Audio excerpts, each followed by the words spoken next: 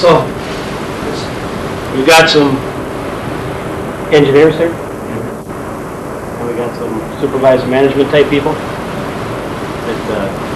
I can't help it, it just reminds me of the story of the guy in the hot air balloon who went along, he realizes he's lost. As he goes along, he looks down, spots a man in the field, so he lowers altitude, and he yells down to him and says, "Excuse me, can you tell me where I am?"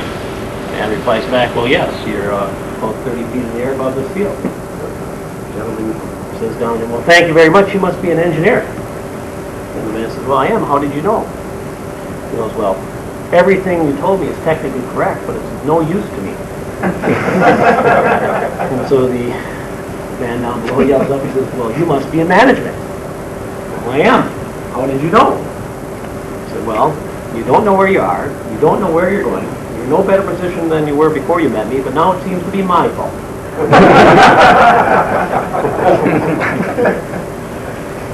So anyways, I am going to talk about residential sprinkler systems, but in a bigger context. I told this to Ken. I'm going to talk about the myths about suppression a bit, and also the truths about prevention, and we'll get to the residential sprinkler system.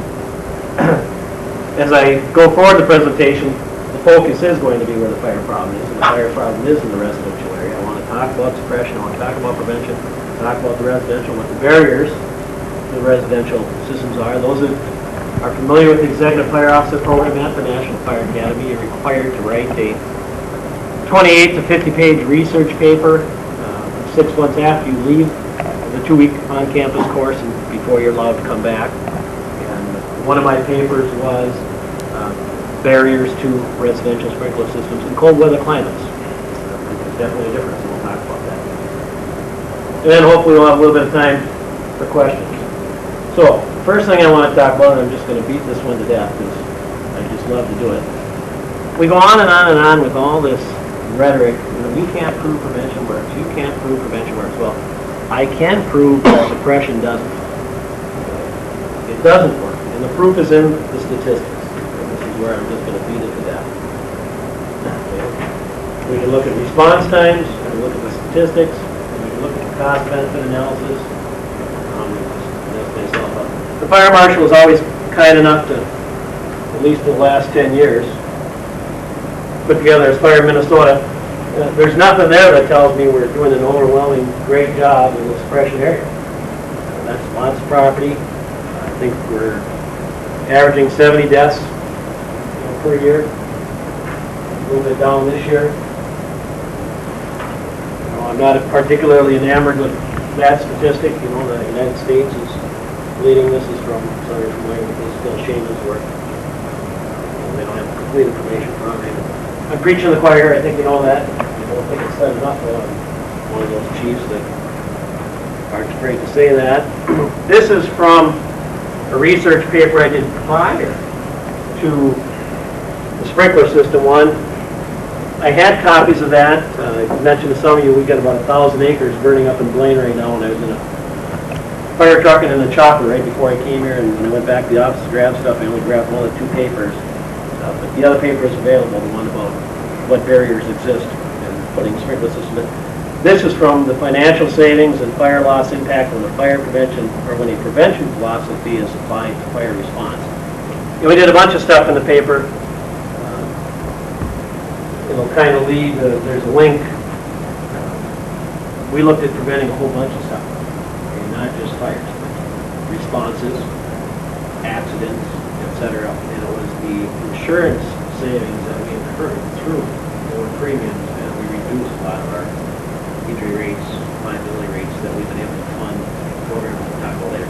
But this chart simply shows a very weak relationship between response times and fire loss. You can just look at the chart and see, you know, for example, Station 1, $57,000 loss at 5.83 minutes. And then you get a $96,000 loss at 5.92. It's all over the map.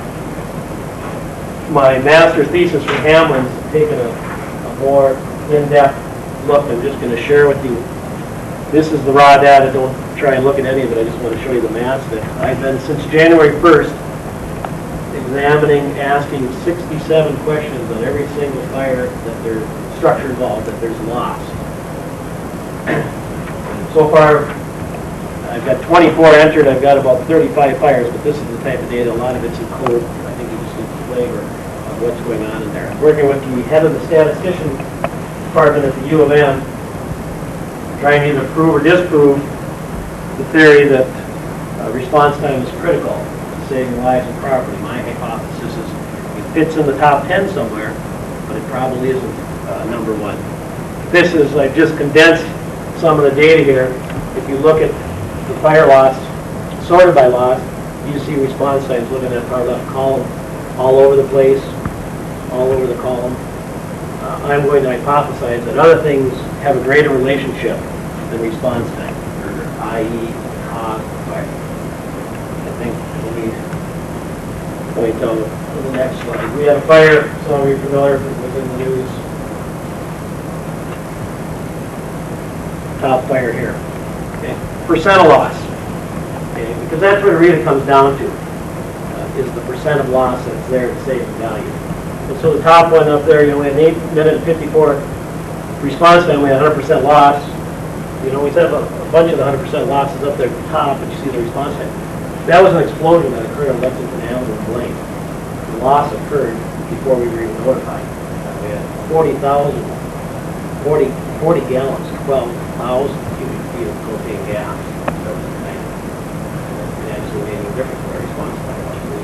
The individual was blown out of the house. He's still in the third ward. His fire occurred back in June. The house was completely lost when we got there. Simply set up some lines to make sure it didn't go anywhere because the night wasn't going out of the country. Another, for example, pre-notification time. We've had fires, you've heard about fires. If we don't get some kind of notification that this fire is burning for an hour, 2 hours, we had a fire in January in a single-family home in city street called Van Buren that went undetected for about 45 minutes. The loss on that was $187,000. There wasn't any more damage significantly from the time we were called to the time we got there to the house. It was pretty much done. And here's just another. I don't want to beat it to death, but there it is, sorted by response time. And if you look at the loss columns, it kind of demonstrates you've got those numbers all over the place. Even though you got the response listed, you would say, well, if you had a quicker response time, you would have it. When I did the previous paper, I took the time to work with the fire marshal's office and got statistics for 3 similar departments, similar to the size of the Spring Lake Park Lane Mountain. 44,000 people, 66,000 people, 44 square miles, about 1,300 runs. And the raw data, the aggregate data, showed that the fire loss in aggregate for those 4 departments, which actually protected more than 4 people, didn't vary significantly from the 2-minute response time to the 10-minute response time. 2 minute, 3 minute, 4 minute, 5 minute, 6 minute. The dollar losses were not statistically significantly different for the difference in the response time because of some of those factors I just mentioned. Another factor is the geographical location of tracking all that. You simply can't build a fire station on every corner. You're not going to, you're not going to be able to afford to. And so if the fire occurs at the furthest point from the station, well, what's the point? And yet, where this is all leading is the fire service spends an inordinate amount of money on response. Buy big trucks with big engines, try to build a lot of stations, try to put a lot of people in them. I just ran around the whole city today. It was great. We put $500,000 into Opticom, 53 intersections all at once. It was nice to go from one end of this grass fire to the other grass fire. Practically, there was 4 grass fires spread across a 4-mile area, including a literally set. So we were looking for an arsonist. I did half a dozen media interviews before I came to the board on it. With the Opticom, I still could have been able to get where I wanted to. But I argue for the Opticom, at least for us, that the big issue is intersection safety. It's not responsible.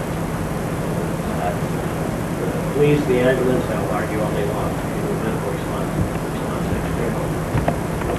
There's other factors. I'm hypothesizing maybe somewhere in number 7 where we're going to see response time come in as a relationship for property loss and life safety. In the 55 years that the Spring Lake Park Lane Mountain Fire Department has been in existence, we've been able to document one instance where we made a save. It might have made a difference. She subsequently died. But otherwise, people either got out or perished. The fire doesn't before. And prior to that, it was 12 years prior to that. We've had way too many close calls. People hospitalized in close calls. People hospitalized for weeks. The gentleman from Lexington Avenue is still in the hospital 3 months later. So clearly, lucky. So looking at all that data, getting back. Oh. Let's see what it does here.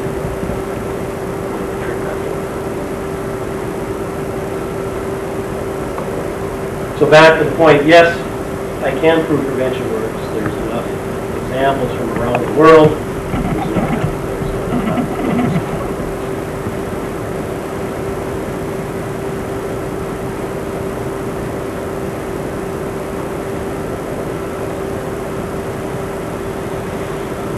There we go. The other thing I wanted to hit on, the operating cost for operating fire departments in the state of Minnesota is reported to the Office of the State Auditor. Every city in the state has to report these numbers to the state auditor.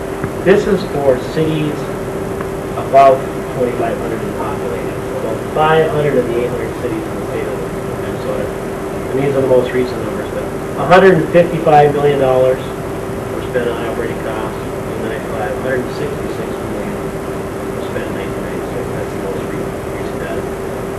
Capital outlay was about 21 million in both 95 and 96. Are familiar with the fire service in Minnesota.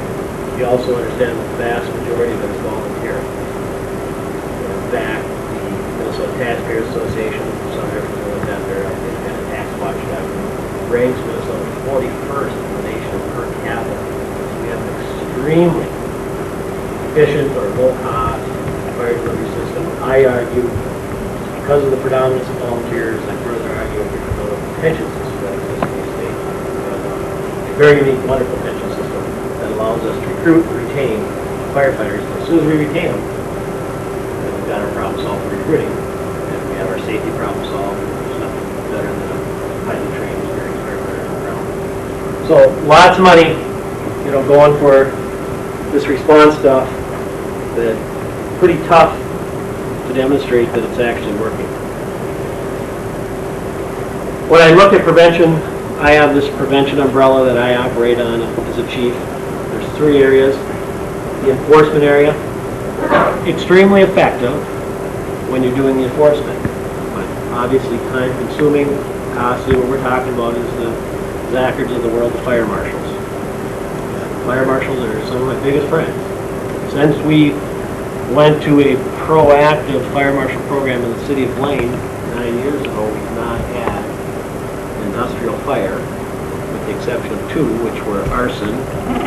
One was a result of the arson ring several years ago, and the other one was a business owner trying to sell his business to the insurance company. That's a pretty good record.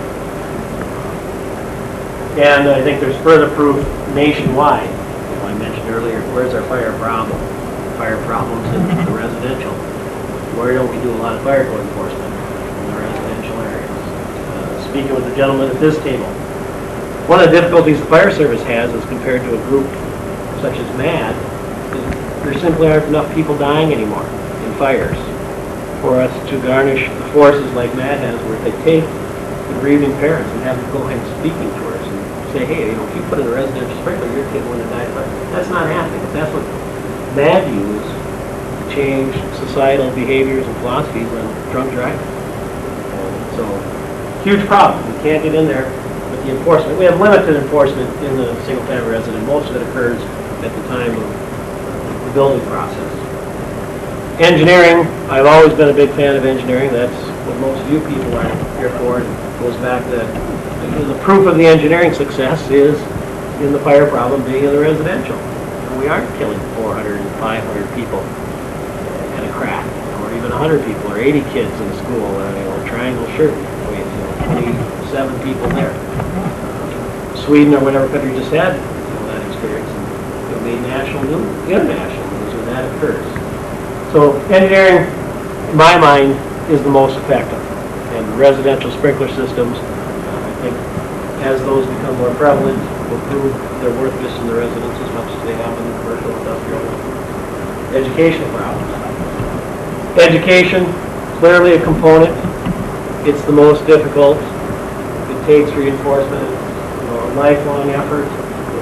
Numerous barriers. I would like to argue that some of the stuff we've done up in Spring Lake Park, Blaine Mounds are some of the most progressive in the state. And we're still having fires. And we analyze those fires. And the good news is we're starting to get fires that we can say, boy, that would be dang near impossible to prevent. Because we're getting into those socioeconomic issues where they simply don't have enough money to do repair and maintenance. We had 3 appliance-related fires in January. We only had 3 appliance-related fires in a year, much less than 1 month. 2 or 3 were in mobile homes. And clearly, there were some issues with low income and the ability to maintain those units. So, lots and lots of difficulties there. The transit society. Anoka County has double the population of the national average for juveniles. The national average of juveniles is 16-17% of the population is under 19. Anoka County got 33%. Lots and lots and lots and lots and lots and lots of kids. And they're mobile, because the parents are mobile. So, you get them here, and then you lose them. Start the program, they're in it, and then they're gone. Start in the schools and try and get them here, get them there. Doesn't mean just because it's difficult we're going to stop. No. We just have to be aware of what the challenges are. As I mentioned, we know the fire problem. At least I've defined the fire problem. We have car fires. We have grass fires. We're having a big one today. We have dumpster fires. But I'll give you the environmentalists. The wildland fire is a trade-off. Some say yes, we need it to restore others. Damage to the wildland. When it comes down to it, we're not losing a lot of property in Minnesota. All west, different story. Cars, yes, I guess that's my understanding. That's the leading area of arson is car fires, and we're all paying that through our auto insurance. I'm not ready to tackle preventing car fires yet. I'm saving that one maybe for my kid and my grandkids. I'm going to stick on the residential first, because that's where it is. Chad is here again at the table. We're back to the same problem. We're not killing these people in hundreds or 50s or 10s because we've eliminated the problem where that type of massing occurs. And so it's just occurring to the resident when there's 1, 2. We get a family of 6 in Wisconsin fire. A huge tragedy makes national news. But then it dies off. Can regular sprinkler systems play a role in this? Yeah, absolutely. Preaching the fire there. And so what's the solution to that? Well, the education, and there's still some engineering, in my mind.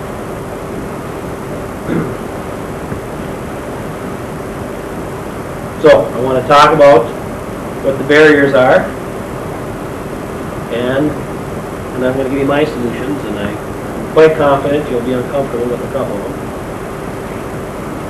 These are all conclusions that I drew from my experience in writing the paper. As part of that research project, I retrofitted my home with sprinklers, and my fire prevention education specialist retrofitted his home, both in about a 4-month period. And we had a different experience. One of the things we found was my insurance agent, who happens to be my deputy chief, knew that I would get a discount. Harlan's insurance agent, when he called them and said, what's the discount, was told that the price is going up because of the potential water damage. The fire marshal in Blaine was also at the time investigating doing his home, and he got the same response. We now have 2 more insurance agents that are better educated about that. Harlan ended up, we both ended up at about a 15% discount. However, the difficulty in Minnesota is homeowner insurance is the loss leader for the industry. They use that to get your boats, your cars, et cetera, et cetera. Our homeowner insurance premiums as compared to East Coast, West Coast, significantly lower. So to gain 50%, my policies was $424, and I pick up $40, $50 a year. as compared, I came from the private sector, came from a hazard occupancy, which under the new code I can build within 15 feet of line instead of 30 feet of line. So now I can build a bowling alley on that 15-foot piece of land I can now capture. That's a different story. I went from $500,000 of coverage, $200,000 worth of coverage. I was a tenant, paying a little over $3,000 a year, $2 million of coverage, because we became the building owner. We put up a structure, became the owner, and bought significant equipment, and I pay $165 a month, so about 18. So I quadruple my coverage values, and I cut in half my sprinkler insurance premiums simply because we sprinkler. When we see those types of ratios from the insurance industry, it'll make our job easier.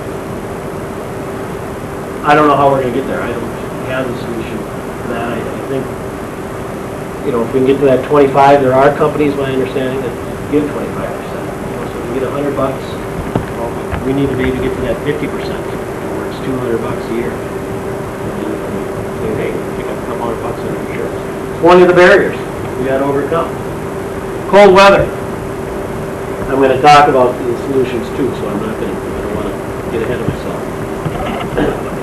We've got a robust economy, and we've had the robust economy retrofitted 2.5 years ago. I think you're all familiar with that.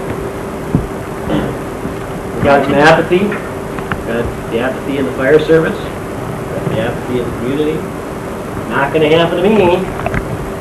And we've got the commercial application of the code in the residential. And I concluded both by us regulators and by you contractors. What are the solutions? Okay, I already got ahead of myself on that one. Those greater discounts. I haven't figured this one out, and I don't know that we're going to figure it out. Maybe this global warming will help us out. But, you know, we can't do this grid system that they're doing down in Scottsdale. It ain't going to happen. We've got cold weather.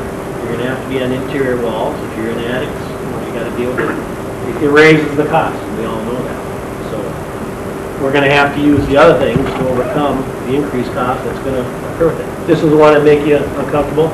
Let me tell you about my experience and Harlan's experience and the experience we had with the people you love to hate. We had the classic trash house fire back in September of 1996. You literally, the trash started from the curb, went all the way to the front door, in the front door, through the house, out the back door. These were aisles in the home. They had the garage, was floor to ceiling, front to back, stacked. They had a fire, total loss, and they came in. These were the I hate government, I love to hate government people. We routinely had code violations, code enforcement. They came in and said, voluntarily, out of the blue, we want to sprinkle our house. And after we got ourselves up off the floor, we said, oh, okay. They ended up fighting with their builder, which we can all appreciate that, who absolutely didn't want to do it, and sheetrocked the house as a deterrent to them doing it until they actually forced them to do it. But they ended up paying $5,200 to retrofit. It was a split entry, and they did upstairs and downstairs, and 1,100, 1,200 feet, so 2,400 square feet. About a year after, Harlan and I did ours. And we didn't do a great big RFP. We just popped around, got a few names, and we sent out verbally, hey, we're interested, and get us a price. We got one contractor to respond, and it took us 5 months to get a price. And the price for my house is $4,900, and I was doing 3,400 square feet. So, you know, a fair amount, and I'm on a well that I hopefully starting digging money to put city water in, so I gave a waiver to myself. I didn't have to do any of that stuff. I have a 1 horsepower pump on my system because I irrigate my lawn and I use big zones. Harlan got the same thing, and after we got involved with some other stuff, it occurred to us, well, maybe we should check around. Harlan got about the same price, and he was 2,400 square feet, so now it's, of course, a less. You know, pretty much the same. And weren't any bigger issues in his house. So we went out again and had identified another individual that had kind of come into the residential market just specifically. And that bid was $1,850 for my house, which I thought actually was a little cheap, I'd have to admit. We ended up at $2,100 because I added a couple more heads on the partial system. I just had a couple of rooms that just wasn't practical to get there. So difficult, but clearly in a market economy, supply and demand, an economist will tell you, well, you get these high prices and you get slow response, and on bids you need more competition. Ideally, where would that come from? Obviously from the people already in the business expanding. I still have some of that private sector holding. I can appreciate how difficult it is to get employees. We just had 3 or 4 more quit. I have a wood shop, some ownership there. And we're having a banner year just like all of you. We've done as much in 6 months as we did all of last year. Last year was a record. The guys can't work any more overtime, they can't find any more people, and we can't hire them less than $15 an hour. So I appreciate that. It's a barrier we got to overcome. I keep saying occasionally, sometimes we need a recession. On the apathy, I'm a firm believer. I couldn't go out and preach residential systems and not be able to answer the question, do you have one in your house? In the affirmative. And I would pose the same thing to you. You simply can't go out and preach these systems unless you're willing to put one in your own house. I feel very strongly about that. And I can't tell you how good it's felt to be able to give the affirmative response. Well, yeah, I do have one in my house. And here's what it costs. Here's what I did. I did the sheetrock repair myself. And I coordinated it with my wife's desire to do a little remodeling that I put off. Well, 5 years I managed to put that off. So, we repainted anyways, but that's not beyond the realm of the possible in most cases. Yeah, we used to paint. I think we opened up 5 walls. And of those, one was in a kitchen, and the rest were in closets, and one was in a laundry room. We just did 12 by 12, and sometimes I had to do 3, otherwise I just did 2, one at the plate, one at the ceiling. And we were able to do that with the sheetrock repair and repaint. So it wasn't real difficult. And my contractor, I've got a big floor truss system, 2-foot trusses. We were able to put ceiling heads in all of my 4-level split in my 2nd and 3rd level. He crawled inside those trusses. We don't have to do that. But he went above and beyond the call of duty. But the point is, until the fire service, until the firefighters, we now have 3 of the firefighters in our department that have systems, and 2 more that are in the process. One is retrofitting and one that he builds new. So we're up to 5 in our fire department. But as a state and as a community across the nation, there aren't too many firefighters that have residential sprinkler systems in their house. And until we start embracing it ourselves, it'll be difficult. The fire marshal group, I don't think is any more or less guilty than this group. One of the barriers. Some of the things that the fire marshals or fire chiefs, Minnesota State Fire Chiefs Association is doing in cooperation with the state fire marshal, some of these solutions specific to the commercial application of codes in the residential area. I have an extremely good relationship with my fire marshals, and we've had one of the low points of our professional careers over this system. I wanted an inside and outside alarm. I have a monitored alarm. I said I'm simply going to hook it up to my monitored alarm system. Initially, we talked about not being able to come off the domestic. We're off the domestic. It was one of the 200-pound pressure test. I said, no, we're not going to do the 200-pound pressure test. There was something we did with permits, a bunch of issues. A small breakaway group, no, it's not a breakaway group, but the Minnesota Fire Chiefs Association, if you're familiar with that group, operates in a committee-type environment. We have some office structure, but all the work is getting done in committees. And one of the more active committees is the Public Education Committee, and a bunch of us formed a subcommittee called the Sprinkler Task Force. And initially, we had pretty good attendance, and I think as people came and was interested in what we were doing. And we identified a bunch of goals. And one of them was, well, what are the problems? We did a survey, At our next meeting, we're actually going to talk about what to do with the results of those surveys. We surveyed, I think we used, I got from Peg and Ray Bone, the industry list, and then all the fire marshals. And I got like 35 response from regulators and 15 or 16 response from the industry, asking specifically, who's interpreting the code which way in which city? And it's all over the place. We've got some cities that are required fire department connections on a residential sprinkler system. And I'm convinced through all this that if we don't keep the price under $3,000, for an average $150,000 home I'm talking about, you aren't going to get people buying this thing. They're just going to weigh that against the other amenities, and they're going to say, no, it's too much. Unless they're committed, you can get up to $4,000 for that same price of house. Just keep it in a ratio. People are not going to buy this. The Hayfords, and that was their name, were the exception, that they spent $5,200. It was easy for them to make that decision because they had about a $90,000 valued house with about $10,000 worth of junk they valued at $200,000. The insurance payout on that house with the relocation of the family was $245,000. They had a huge windfall, and it was partially a function of the insurance agent had overinsured them.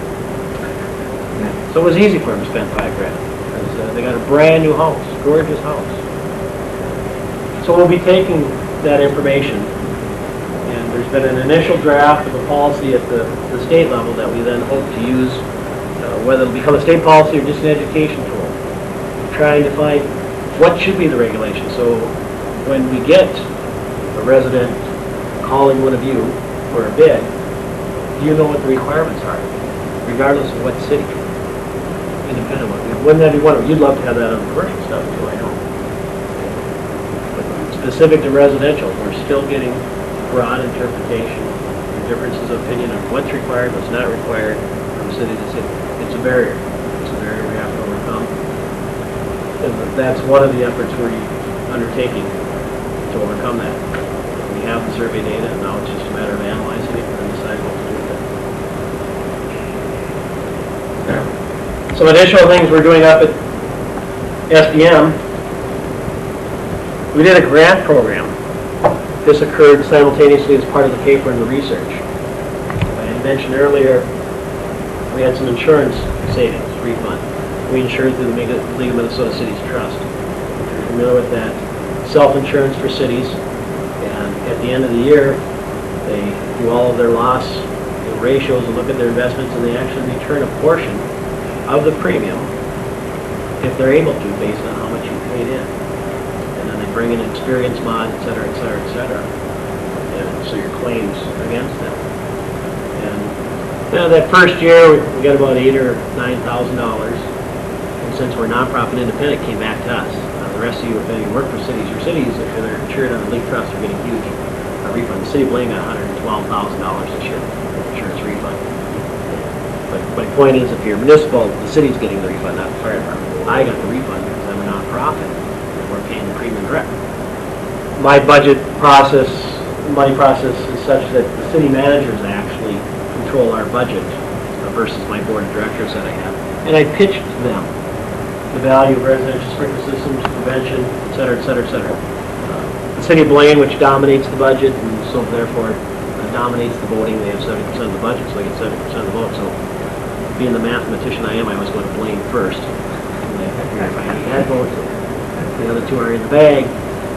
Gentleman Roger Fraser, city manager, extremely supportive of the prevention effort. I said, I would like to put together a grant program where I will offer to a builder to pay for an installation in a parade of home.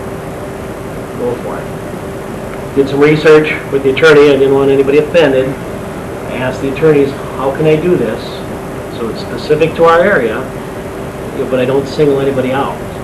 So we set up, we had to mail to every registered builder in the state. So I got the list, and the Builders Association matched up with the Department of Commerce. It cost me like $280 and a bunch of staff time to put all this together. We got one builder in our area. Now we have about 25 licensed builders in the city of Blaine. Okay, but I had to mail to all of them to give them all the opportunity in case they had a piece of land that they could put a house on that they wanted to. It was a complete disaster. The system went in fine, went in great, went in under budget, but the realtor that this construction company, Swift Construction, had hired to sell their home couldn't have been more opposed to sprinklers than anybody in the world. And we went over there and worked with him, and he would tell people that this was a disadvantage to this home. And so we went back to the builder, but the damage was done, and there was no home. So it was a real bad experience. You know, it's a barrier we actually do that builders are opposed to these. We thought we'd done our homework with them, and the contractor had bought in, very, very supportive of it, and when we told them what had happened, it was, you know, oh bad, too bad, so sad. We're sorry, blah, blah, blah. But the other tragedy is one. One responded. I'll clarify that. Two responded. The other one responded with a very strongly worded letter about how us regulators were going to drive the cost of affordable housing out of the price range for most first-time buyers. This gentleman, I happen to know, he married my next-door neighbor, the daughter of the next-door neighbor. In fact, I used to build cabins for him early on, but I severed that relationship because I fell back on my old high school shop teacher saying that you don't need to work for everybody. This guy was a piece of work, and I wrote him back saying, well, I think what the issue here is your profit margin will be less, and that's what you're really worried about. And he accused me of being a general interest group, and I said, yes, I am. Special interest, and my special interest is saving lives. So I don't apologize for that. So we've got sense. Those are the two responses I got. So not to be deterred, now my money's piling up. I'm up to $49,000.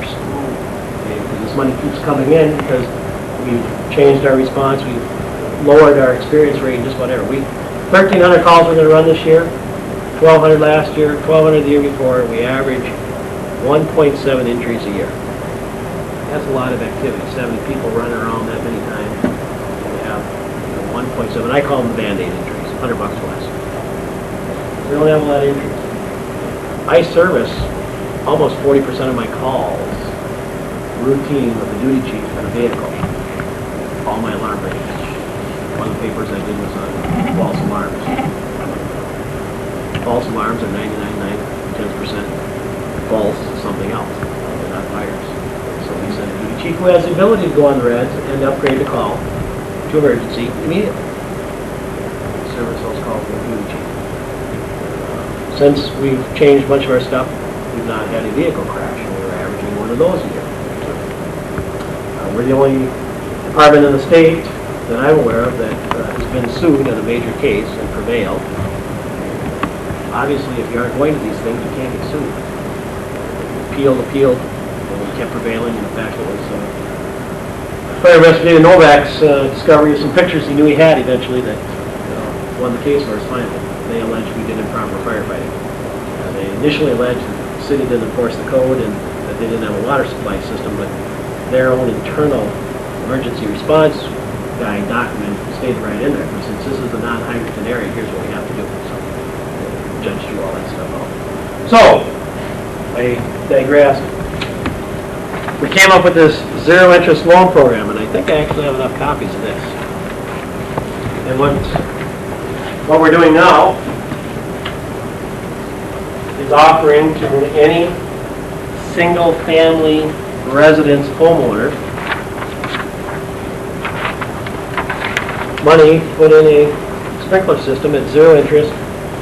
Then we give them 2 years to pay back. We divide the payments by 24. Did all the legal work. They sign an agreement and blah, blah, blah. If they default, then we go back and charge interest, and we have a lien against the property. And we announced this last year just before Fire Prevention Week, and I'm happy to announce that we've had one loan applicant, and obviously we gave him money. We've had about a dozen inquiries, and no follow-through. If you're familiar with Blaine, we're probably going to issue 1,000 housing permits this year. Fastest growing community in Winoka County, north suburbs. We got the big TPC development. The council gave tentative approval to Shingabee builders, which will be another 800 units next year. They won't get them all built next year, thank goodness. Lots and lots and lots. We've got some of the builders in the TPC. That project is by invitation only. Put brochures, both on sprinklers and on our loan program. We're not getting calls. Just not happening. I've already pitched to the city manager, budget overview group, expanding the program to multifamily. If you're familiar with Mounds View, Spring Lake Park, Blaine, Mounds View, we're the king of some things, and we don't necessarily want to be. We're the king of mobile homes. We have 3,500 mobile homes. We're also the king of low rental or low income apartment units, especially Mounds View. One of my big problems at Station 1 is I have very little stable housing, a ton of traditional housing, transitional housing, and those people just don't stick. Tons and tons of apartments in Mounds View. I think we have 11 complexes in a 4 square mile city that has 3 major trailer parks. Just think about the land mass and do the math. But I would love to try and entice, one of those apartment buildings. I've had approval to do this for 3 months, and I told them I will not be going and promoting this program until we have some kind of a recession or slowdown. Simply because you people are simply too busy. There isn't the manpower out there. I'm wary to go out there and pitch this and have these people go out there and try and get bids and get slow responses. And I'm just being honest with you. I see that as one of the barriers. There's more work than the industry can handle. There's more work than my fire marshals can review. In 3 years, we've not gotten back into any of our existing buildings in Blaine because the fire marshals are absolutely overwhelmed with new construction. They can't keep up. So I'm hesitant to even go and give them more work. And we've got a huge system going into Blaine Senior High on a retrofit. The structure was built 27 years ago. We had no permit revenue on there, and it's taken an enormous amount of time. And that's got to take priority for getting a building with 3,500 daytime population students, 330,000 square foot. There's actually no more time. We're proposing and we'll get approved in Blaine another fire inspector, so we'll have 3, and we still won't be able to keep up with new construction. So for me to go out there and promote anymore. Got a little better situation in Mounds View, but not much. Mounds View's put up a big theater, a big community center, Cisco added on. I've got a part-time marshal there. So they're overwhelmed too. One of the barriers, but further proof of the barriers we have ahead. We try and give money away at free. We tried to give it away totally to the village. Just put it in. We got one response. And so, what does that all tell me? It tells me we need to get back to the education. We got to quit educating each other. I think we're there. Other than now we got to step up to the plate and put some of these systems in our home. And then that'll give us the ability when we do have fires to go out there and say, yeah, I had a fire in my house and I was able to come home and cook dinner. Because the sprinkler system put it out. And we're not able to say that a whole lot right now because we aren't having enough fires in those houses that have sprinklers because we only got 20 or 30 in the state. I just want to add in the publisher, the editor of the Minnesota Fire Chiefs magazine recently put a system in her house. It was a horrendous experience. Much of the same, up in Braden. Couldn't get a contractor to call back. Had problems with their own local fire department on the regulations. Then had problems with some of the installation, but that all actually got resolved. But she persevered through it. But she became committed to it. Her background was in graphic art. She knew nothing about fire services, so she took the job as the editor of the Minnesota Fire Chiefs, and she's embraced the whole service and felt so strongly about it that she put a system in her house. A wonderful, wonderful story. I think the next issue will have an article. She'll be writing an article on her experience. And so we just need to keep promoting. Somebody asked earlier, how far, somebody made a comment, we're not too far away. I think we're on the horizon. I think we're 7 to 10 years away before we start seeing. I think the good news is the retrofits aren't that much more expensive than the initial if the regulators don't demand a complete system. If I would have had to put a complete system in my house, I wouldn't have done it. I've got a sun porch that has glass on 3 walls. And I have patio doors on the other, on 2 walls. I have glass, outside glass on 2 walls, and then I have patio doors on the other. And the corner posts are solid, supporting members. And there literally was no way to get in there. You just aren't going to get there. Well, I don't have any heat sources in my sun porch. I'm not going to have any heat sources. It's a 12 by 12 room. If it does get out of sun porch, the other 2 rooms that are right there. But that was one of the things that we got, one of the questions we asked, will you demand a complete system? And some came back, yes. It's like, we can't demand complete systems on retrofits. We've got to look at Okay, let's start with the utilities, let's start with the kitchen, let's start with the bathroom, family room, you know, where those heat sources are. Pick up 90%, the fire marshal's got the statistics, the USFA's got the statistics where those fires are starting. You know, let's go after 90% of the problem. And then go from there. That might help the cost issue, it helped in my case. So, with that, I've taken my shots at you. This is your chance to take any shots you have at me. What questions do you have? I have a question for you, Niall. Have you had a chance, or have you had anybody ever explore all the insurance companies to see which are the insurance companies that will give you favorable ratings for? I've got that list in the office. The Insurance Federation, and they're huge supporters, and they know some of the issues too. They helped us with that. I think we've got 12 or 13 companies listed, and range discounts, and like I said, I think there's one, it used to be one at 5 was below, and 25% was the high. That 25% company was not one of your, what we call stock, or big ones. It was one of the domestics or one of the farm mutuals, and so they don't write everywhere. You wouldn't recognize their name. Okay. But that list, thanks we have that. Yeah, I'd be interested in getting a copy of that list to forward it to other people. What I gave you here was kind of the cover sheet of our loan packet. And I think it has 6 or 8 pages double-sided, and it has that type of information. Because one of the things we've learned is we have to tell the applicant that they're potentially could end up with a dispute with their insurance agent if he's not educated. One of the other things we've tried to do, and we're not successful, is to teach at one of the insurance industry seminars so the agents can become educated. However, they're regulated by the Department of Commerce, and so we wrote to the Department of Commerce and asked what it took to teach. You know, it wasn't anything that any of us had any time in our lifetime to complete the packet willingly to be able to teach these people. It was unbelievable regulation and bureaucracy to be able to teach the insurance agents. Qualifications galore. I think there was a 5-page application. So I think we know what we're talking about. And so we're going to try a different route. They sometimes do seminars and things like that. We're going to try and get into something like that. But I think most of you, maybe Jensen, she just left, but Bob Johnson have been very supportive and helpful through all this, with the caveat that they're in business to make money just like you are. And, if we lower homeowner premium too much, until they go there, they just don't know. When I see a bedroom fire costs a minimum of $100,000, it's routine. We call and follow up, especially with this research I'm doing. It's just $100,000 minimum. If you have a bedroom or a kitchen one-room fire, the smoke damage that occurs to the rest of the home, it's almost instantaneous. $100,000. You gotta believe that. It'd be cheaper in the long run to look at those premiums. But we just had another disheartening experience. We had a fire call 2 weeks ago in a barn. We still have barns in Blaine.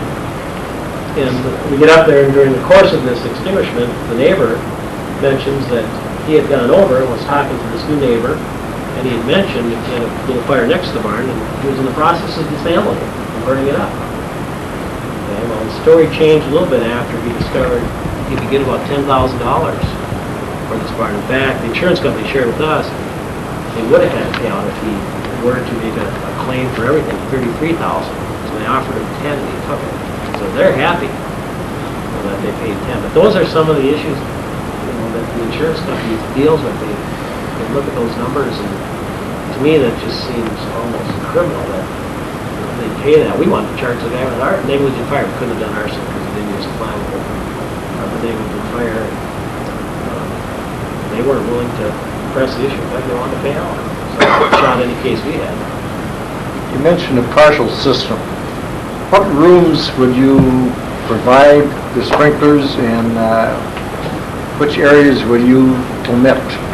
If somebody were to come to me with a partial system, and I'm torn on this in my marshal, we had some discussions, and if they came in and said, I'm willing to do my downstairs utility, basement, furnace, they get the washing machines, I'm to the point where I'd say, okay, we'll let you put it in. You know, they came to me and said, hey, we want to do that in the kitchen, and you know, all the much better. But to answer your question direct, you know, if they'll put one head in, you know, I'm willing to just allow the one head even. That practically people are going to come and do that, but I think they would come in and say, yeah, I'll do my utility areas. Well, that's not where kitchens, if you know the statistics, are the #1 place. But kitchen fires, unless they leave, don't cause a lot of damage. It's when they are unattended and people leave. If you look at the statistics, you think about it, they're cooking, and they go upstairs or whatever, and boom, something happens, they come down and get it out pretty quick. Or when they put the stuff on the stove and then leave, that doesn't get out quick. Obviously, it gets early detection on, you know, it's intended when they get it out. So, questionable whether you can get the trip on the head in most of those. Because they'll hit a big extinguisher or something like that. We've got 2 fires in sprinkler homes, both kitchen fires, both completely extinguished. In one case, the occupant was drunk, passed out on the couch, the smoke detector was going off, and the sprinkler saved his life. He left mentally. So I would definitely. But the question was, would we allow them to blame, if somebody just came in and said, I'm just going to do my basement. The choice is, no, you're going to do it all or nothing. I would say, I'll let you do the basement. Boy, we'd sure like you to do the rest. You're talking just about the house you have. We've had that discussion too. And originally, I agreed with Marshall. I wouldn't make the decision right now. We haven't had the issue come up, but we'll sit down. If somebody comes in on a new construction and says, I want to do a partial, we'll sit down again. The old answer was, yes, you're going to do a full system. I'm to the point now, with my experience, of at least sitting down and talking about it again. I'm not going to say no or yes. I'm going to sit down again and keep some heads in. Dave? Just back up a little bit. With this new fire code, we have a fire code policy and advisory committee. We discussed handling these partial systems. There's a series of policies that are come out shortly. It's going to state basically this 13D is a non-required system. Right. That, you know, we would, if we were the AHJ, allow partial systems. However, what was installed would have to be code. Yes, But not that's true. Not necessarily. The practical reality is people aren't going to put in a single head by the time they do the water line and the alarm and the valves. You know, they're going to want to pick up some additional and on a new construction. It's fairly easy to get into those high-risk areas. I think if somebody's committed to putting it in, they'll recognize the value of getting into those. But they may run into some of the issues I did. If you can't get into the ceiling because it's unheated, and you can't get a dry head somewhere, and it is one of those sun porch rooms, those are going to be one of the issues.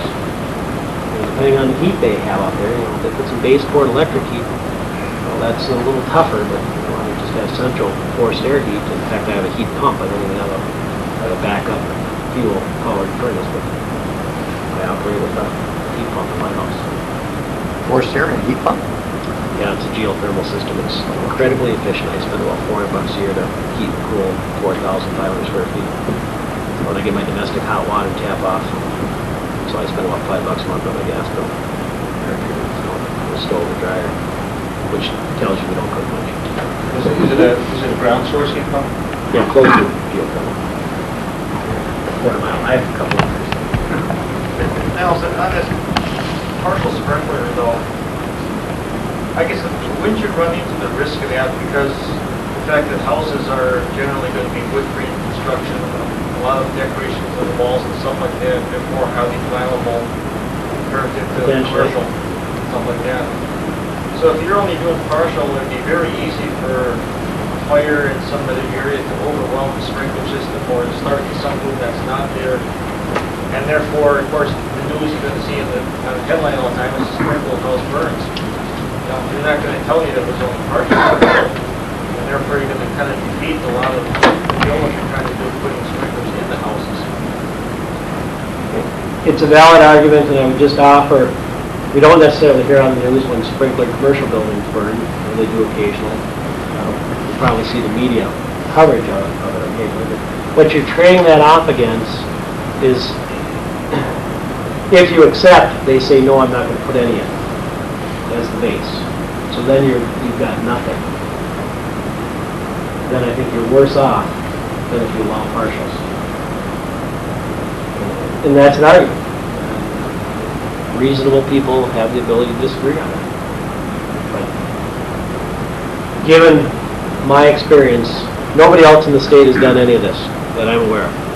Offered money to builders. I think Maple Grove actually tried to put a grant thing together on a model house. But they didn't offer it, broadly to a ton of builders.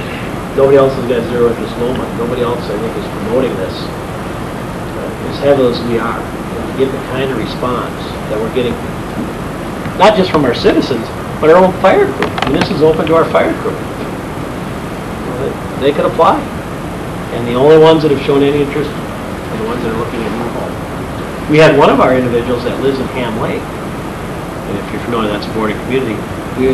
The way we set it up, we weren't allowed to loan him the money. We said you had to live on, because technically the money, the premium refund came from premiums paid using taxpayer dollars. I will share with you that at least one of my marshals disagrees with me on my decision. I have a tough time believing your $5,000, and I think my own house itself is not as big as yours. I have a rambler, finished basement, finished upstairs. I have wallpaper on the walls as opposed to paint.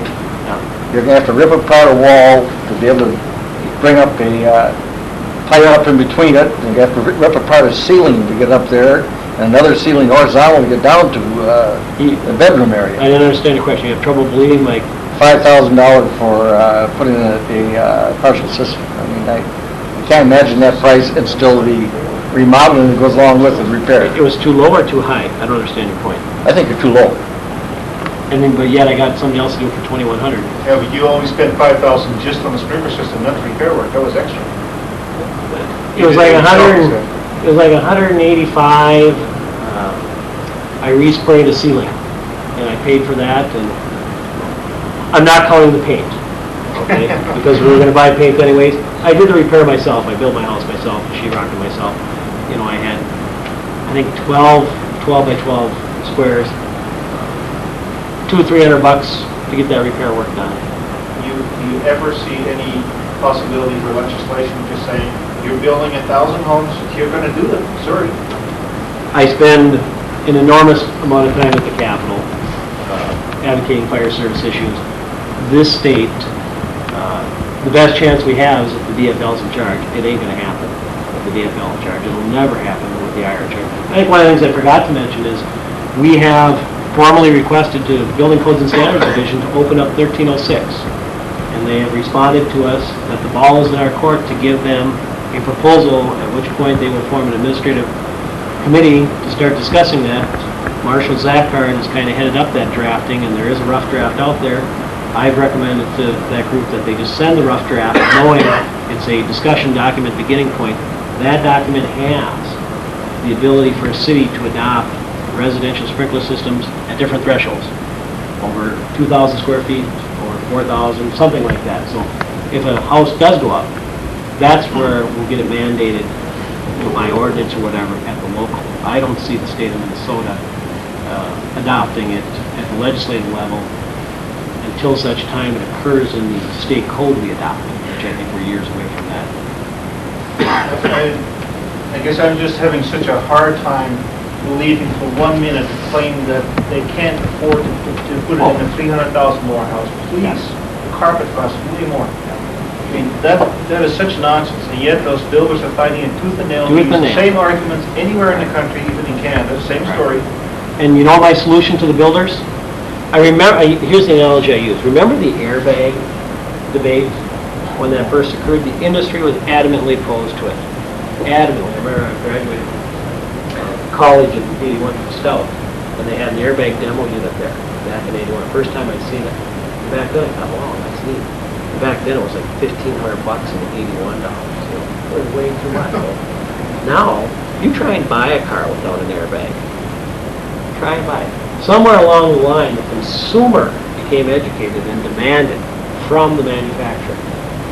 And so I'm almost to the point of writing the builder off in the education piece and getting directly to the consumer. That's where we need to hit, because the builder will respond to the consumer.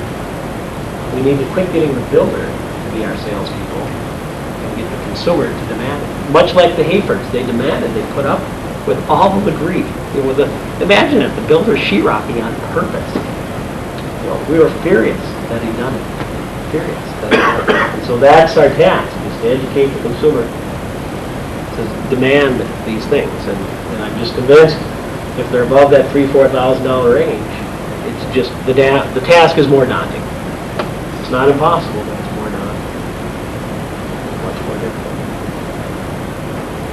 I think one important thing that should be stressed in any conversation about residential sprinklers is these are life safety sprinklers, not property protection. And all the anecdotes where one sprinkler controlled or suppressed a fire, these are all great. But when you do have the sprinkler system that, or the house that is a total loss, if that sprinkler system prevented a flashover for that 10 minutes, then it did its job, and if it does burn down, it did its job. You don't need a flashover.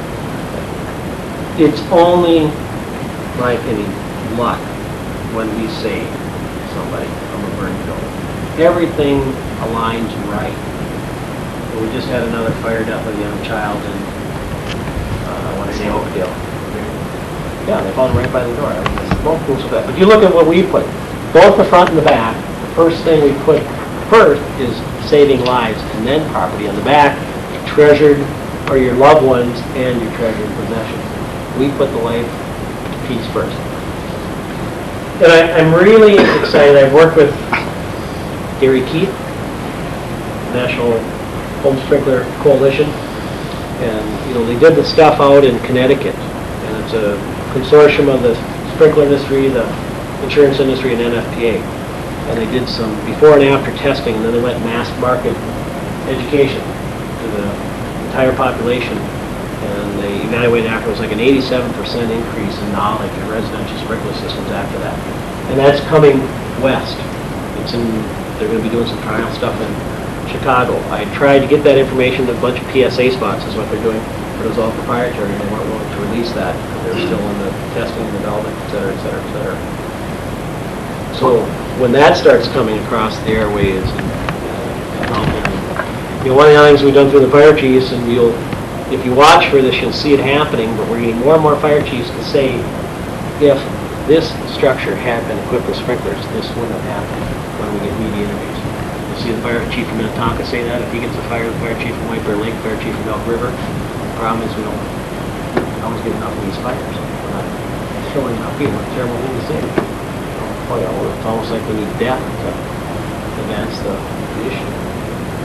What's the average cost of the sprinkler system out in Scottsdale and other places? You know, they promote that it's down there at 61 cents a square foot, somewhere in that range. If somebody can help me out. It's Pretty pricey.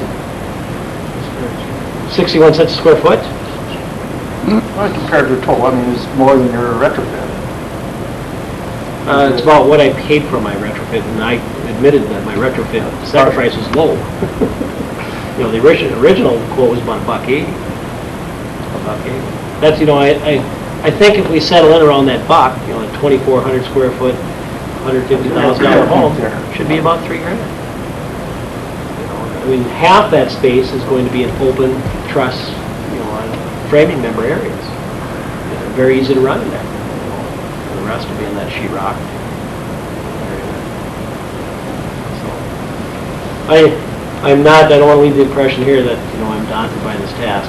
My fire prevention education person, Harlan Lundstrom, you know, we have many conversations. He just gets extremely frustrated. He wants to solve all the world's problems overnight. And I said, Harlan, our success will be measured by what we do in our career. You know, so if we succeed in our career, we'll have succeeded.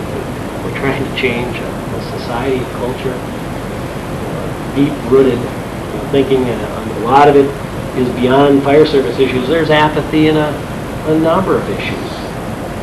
I mean, we can pick out a multitude of sins. You know, look how many people smoking and other addictions and overweight and this thing. I can just keep going on through life, bouncing around and persevere through it all. Nothing will happen to me. You know, not wearing seatbelt. And on and on and on. You know, this is a country that was built by a bunch of rebellious people. And when you try and regulate them, I have the right to die also. There's some people that have that thought process. And my response to them is, that's fine for you. But you got to understand, if you got kids, you can't make that decision for us. And if you're going to have that opinion, then don't call us either. And I tell that to them, don't call us. You know, if that's what you want to do is commit suicide. Do it without us, because we're not interested in participating in that activity. But the problem is you do call us, and then we endanger ourselves. So there's more than you at stake here. But that's an American. Bill. I have a question. I was one person who kind of applauded the efforts of the state regarding allowing homeowners to install their own fire sprinkler systems. Yeah. However, some of the arguments that the contractors have put up, saying homeowners shouldn't be installing sprinkler systems, sprinkler contractors should. And then another argument that's heard is that with the all the building officials, that to what degree are you going to put it in? Is it going to be partial? Is it going to be full? What you're putting in, is it going to be to code?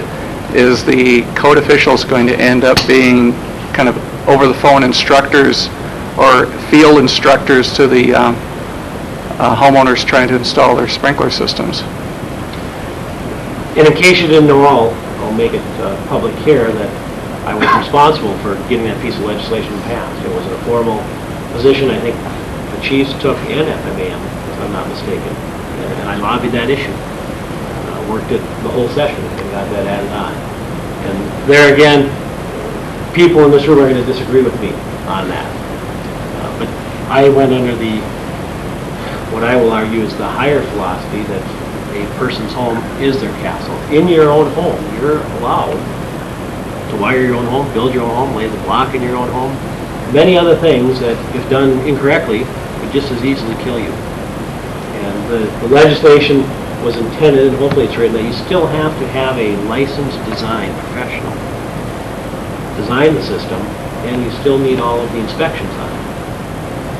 Now, if that's not clear, then we should go back and make some adjustments. But that's the intent, because you still would need to get a professional licensed designer, and then you would still have the regulator ensure that it was done correctly. Same as state electrical inspector comes out and you did your own wiring. It's not right, it doesn't pass. So, I got to know my building official very, very well when I built my house. He couldn't come out and find nothing wrong. It was beyond his capability to do that. And the highlight of the whole episode, it took me 6 months to build the house, was on the final inspection. And he'd been out there 20 times. He walked down the hallway, and I had about an 8.5-inch rise because I used joists and then went to trusses. So the difference. And he gets his old tape measure out, and it was 8 3/8, and that's 3/8 too much now. Oh, This house is finished. I said, Pete, I've added a layer of subfloor and a layer of final floor to both surfaces. That's been there for 5 months. Was this the only time you could find that? It's now, when it's all done. Well, just because I didn't catch it early doesn't mean it's code violation. I said, well, I'm going to put a step in there above my molding, because I have custom molding made. And that'll cut it down. He says, no, it has to be divided in half. And it would have been like 4 1/2 and 3 7/8. And I said, well, Pete, I'm going to put it in that way, and then you can decide whether or not to be approved. So, yeah, you're going to have those. But that was the intent, and I believe the legislation is correct to that you still have to have a licensed professional, and you still have to have the regulator approve it. But because I had sprinklered my last home when I probably shouldn't have by state statute. However, I did it myself just for my own peace of mind, and also because of the fact that I'm in the industry. And I know, fairly confident that it was installed right and designed right. Now, at least where it's legal, to where my house right now, I'm putting on an addition and remodeling. This is the time to my present house to retrofit it for fire sprinklers, where I know I can, with this legislation, I know I have peace of mind to where I'm doing it within the legal limits of the law. And that occurred. Rather than sneaking around and putting in my own system. That occurred at the same time I was doing this research. And it was just, it's so difficult to get contractors. I consider myself pretty skilled in different trades. I know a bunch of people build houses on my own plumbing, all that old stuff. if I had the system designed, much like I had the house designed, I could follow the plan. And I did end up helping the individual that did the installation. And, certainly, I wouldn't have a clue if the right head wasn't there. You know, I know there's 200 some heads without the right one. You know, it's not engineering. And certainly, if you didn't have the right pipe, you know, and all that stuff. But to cut the pipe and to do the gluing, you know, it wasn't that tough. It wasn't that tough a system either. I've certainly been through some of our commercial, industrial. Got no business being in those occupancies. My thought was there'd be people like you, the tradesmen in the industry, that do know something about it, that would get their company designer to design it. That's where we're going to see it. Until it's better known, most people won't have a clue. They can even, they don't know they're out there, number one, so how are they going to install it? First potential problem I've got is resale of the house when the potential buyer asks about the sprinkler head and says, has it been approved by the city or anything else? And you haven't got anything to show it, you're going to have a tough time on a resale. Right, but like I said, the intent was it had to be designed and it had to be reviewed. And that's the same, it's no true or no more false for any other addition a consumer puts on. It has to go through the regulation process. You put an addition on and don't pull a permit, don't have it inspected, sell a house, and then there's some failure with it, you have a really tough time going back and blaming the city, the regulator. In fact, that our lawsuit, they went back and tried to blame the city because they didn't enforce the code. They had done multiple remodeling and never pulled a permit. The judge says, there's no obligation here. You never pulled a permit. How would they know to inspect? How would they know? But I'm not going to disagree. There's risk in it. Somebody has accused me of not being afraid to take on risk in some controversial issues. They're probably right. People, you know, are dying. The suppression isn't working. So I'm willing to try some of this other stuff. For no other reason to start the debate, to start the discussion, to get people angered, you know, if you will. We'll get change, you know, in crisis, change in anger, change out of emotion. It's not going to occur. You know, as long as the water comes out of the tap and the garbage gets picked up every Thursday, or whatever it is, you know, life is good for a lot of people, and then all of a sudden they come home. You know, I shared with you, I was up at this fire all afternoon, and right before you all got here, my wife called on the phone, and she's telling me, you know there's a big fire up in Blaine, and it goes from 105th, and you know, I was all scared, our house was on fire, blah, blah, blah. I said, oh, really? Really? Boy, I better get back there. Until it hit close to home, people don't think it can happen. And that's true beyond the fire. I think I made that point. We've got a much bigger issue to address. But the other good thing working for us is we're still the good guys. We're still viewed as the good guys. You know, the cops have lost it. So we're the last good guys. So we need to use that. And unfortunately, in my mind, we're using it too much on the suppression. Bias this new ladder truck. Bias is up and up. I got to have another station. I would argue that for what? For 1 in a 2% chance? Somewhere in there. 5% chance. Make a difference. Doesn't seem to make sense. Thank you. I had another great joke, but I can't remember it. Thanks much. I have 5 copies of the one paper. If anybody's interested in that other paper on removing barriers, which goes into depth, I've left cards here. Just call the office and ask me.